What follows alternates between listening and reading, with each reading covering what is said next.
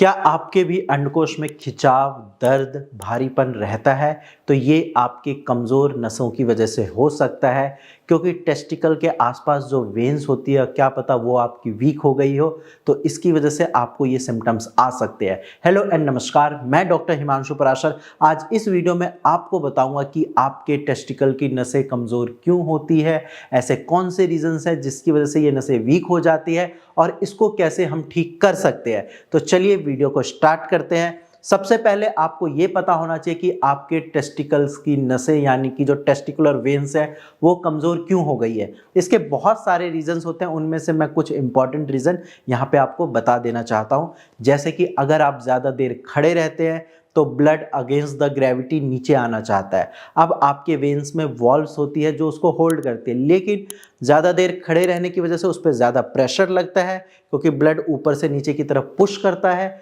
अब वहाँ पे फिर आपकी जो वेन्स हैं वो कमज़ोर हो जाती है। इसके साथ साथ जो सबसे मेन रीज़न है वो है वेरिकोसील। वेरिकोसील के केस में यही होता है कि ब्लड नीचे आना चाहता है, वहाँ पे फिर आपकी वेन्स वीक होती है और सारा खून एक जगह इकट्ठा होता है, जिसकी वजह से नसों का गुच्छा महसूस होता है और आपकी नसें कमज़ोर हो जाती है।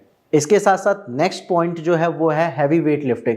अगर आप ज़्यादा भारी सामान उठाते हैं तो आपके लोअर एब्डोमेन पे प्रेशर पड़ता है और वो प्रेशर आपके टेस्टिकुलर वेन्स तक रेडिएट करता है, जिसकी वजह से आपकी नसें कमज़ोर होती है।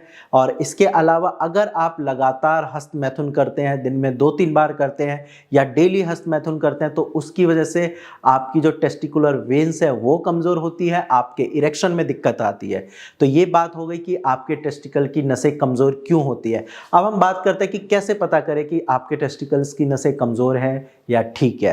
अगर आपके लिंग में सही से तनाव नहीं आ रहा है तो आप समझिए कि आपके टेस्टिकल की नसें जो हैं, टेस्टिकुलर वेन्स जो हैं वो कमज़ोर हो सकती है। अगर आपके टेस्टिकल के आसपास गुच्छा जैसा फील होता है तो भी आपके टेस्टिकुलर वेन्स कमज़ोर हो सकते हैं। या फिर अगर आपके अंडकोश के आसपास दर्द होता है, हैवीनेस है या खिंचाव जैसा फील हो रहा है, तो वहाँ पे वीक टेस्टिकुलर वेन्स की वजह से ये सिम्टम्स आते हैं। ये सारी चीज़ें अगर आपकी बॉडी में हो रही है, आपके अंडकोश के पास हो रही है, तो डेफिनेटली आपकी नसें कमज़ोर हो सकती है। तो इसको जानने के लिए आप एक टेस्ट करा सकते हैं। आप यूएसजी स्क्रोटम कलर डॉपलर कराइए, उसमें सारी चीज़ें क्लियर हो जाएंगी कि आपके टेस्टिकल का साइज़ कितना है, आपके टेस्टिकल की वेन्स कितनी है, कहीं कोई अदर बीमारी तो नहीं है जैसे कि वेरिकोसील, हाइड्रोसील।